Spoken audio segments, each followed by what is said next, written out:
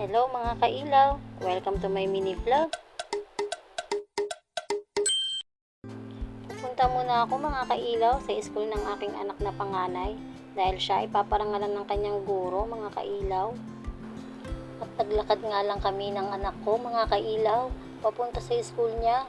Malapit lang naman din kasi mga kailaw at para mabawasan na din tayo ng taba sa katawan.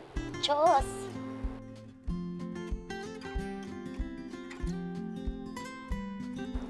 Nandito na pala kami sa school ng aking anak mga kailaw at pupunta na kami sa room niya kung saan siya ay paparangalan mga kailaw. Ito nga pala mga kailaw ang aking anak at mga kaklase niya.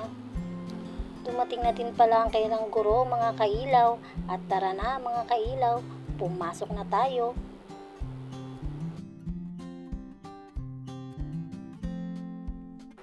Nagsimula na din mga kailaw ang kanilang guro na tawagin at bigyan ng parangal ang mga nakakuha ng top sa kanyang klase.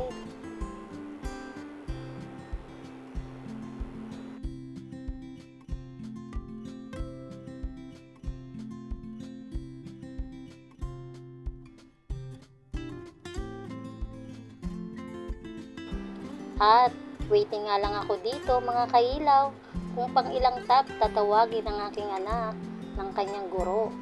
At baka sa kakahintay ko dito mga kailaw, alitap-tap pala ang award ng aking anak. Diyos!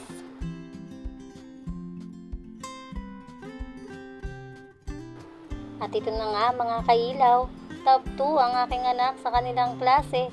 Akala ko litap-tap na talaga. Diyos! Certificate of Recognition to Lian Baby Gonzalez. Of grade 9 with an average of 7 for the whole year. Napatalon pa nga ang aking anak mga kailaw dahil sa natanggap niyang parangal sa kanilang klase. Congrats sa lahat na nakakuha ng top. Naway pagbutihan niyo palalo ang inyong pag-aaral at salamat din sa guro ng aking anak sa paggabay sa pag-aaral ng aking anak. Maraming salamat po. Uwian time na mga kailaw. Bili muna ako ng kikiam at palamig and bye-bye na. Mwah!